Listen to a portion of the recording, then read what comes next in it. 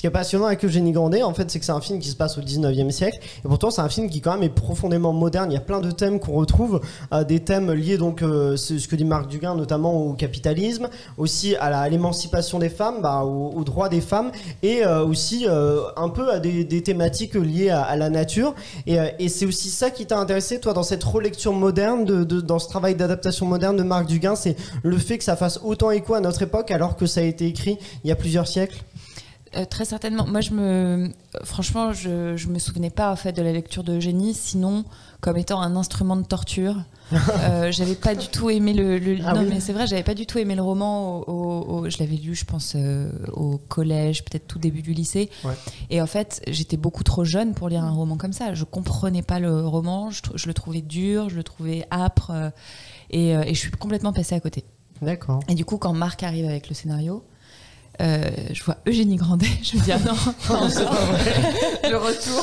le retour, et au final, je lis le scénario et je retrouve l'écriture de Balzac, et en même temps, je vois toute la vision de Marc. En fait, je vois que Marc a réussi à un peu comme une passoire, à prendre toutes ces thématiques que tu as évoquées et à les mettre dans le film. Et là, d'un coup, je comprends l'intérêt de ce personnage. Je tombe amoureuse du scénario. Donc en fait, moi, la porte d'entrée sur Eugénie Grandet, ça a été le scénario de Marc Duguin avant d'être le roman de Balzac.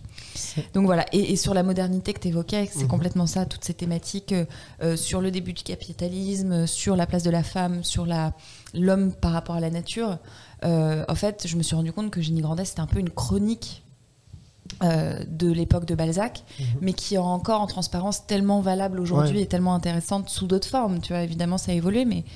et je me suis dit mais c'est fou, et c'est très moderne. Olivier Gourmet, qui incarne le père d'Eugénie Grandet, utilise la religion pour asseoir son autorité sur sa femme, donc jouée par Valérie Bonneton, et sur ton personnage Eugénie Grandet, et ça peut faire écho aujourd'hui typiquement à l'Afghanistan, à la situation en Afghanistan. Est-ce que tu t'es aussi intéressé à des témoignages modernes justement d'aujourd'hui de femmes qui sont sous l'autorité, sous l'emprise, sous l'autorité de figures du patriarcat, en gros, pour écrire, pour inventer, en tout cas pour créer ce personnage d'hier, ou c'est une bonne question. Moi, j'ai toujours eu l'intérêt de ces sujets, au-delà du film. Donc c'est de toute façon quelque chose qui m'intéresse, et où j'essaie de m'informer, où...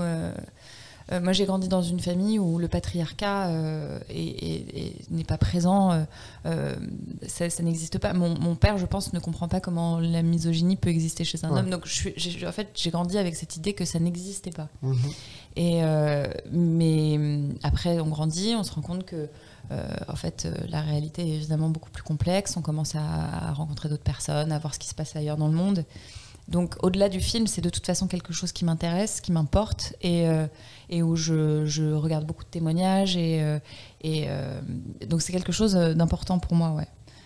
C'était ça ta question? Oui, non, c'est ça. Et non, ma question, c'était plus précisément aussi, est-ce que du coup des témoignages d'aujourd'hui t'ont inspiré, ou consciemment ou inconsciemment peut-être?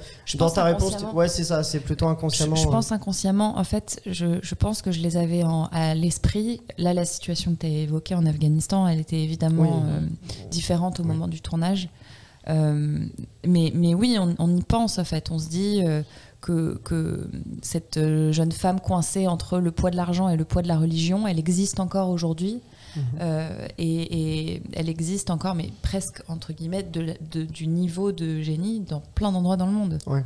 Et donc, du coup, on sent un peu une responsabilité, une importance, en tout cas, sur ce sujet. Ouais.